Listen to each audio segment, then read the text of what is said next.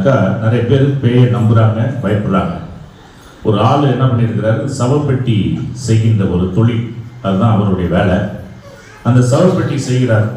ஒரு நாள் திடீர்னு ஃபோன் வருது, காலையில் எனக்கு 6 மணிக்குள்ள ஒரு சவப்பெட்டி வேணும் அப்படின்னு.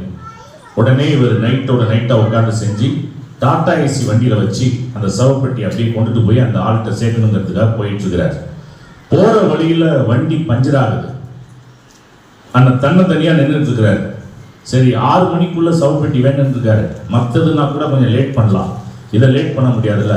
அதனால சரி, இவ்வளவு தூரம் வந்தாச்சு, இன்னும் கொஞ்சம் தூரம் தானே, சவப்பெட்டி எடுத்து தலையில தூக்கி வச்சுக்கிட்டாவது கொண்டுட்டு போய் அந்த ஆள்கிட்ட சேர்த்துடலாம் அப்படின்னு சொல்லி அந்த சவப்பெட்டி தூக்கி தலையில வச்சுக்கிட்டு போறாரு.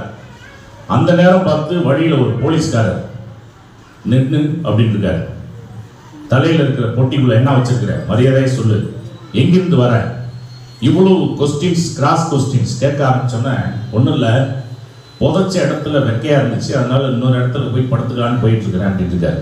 அந்த போலீஸ்காரர் அப்படியே மயங்கி கீழே விழுந்துட்டார். பிரியமானவர்களே, இன்று மனிதன் பேய்க்கு பயப்படுகின்றான்.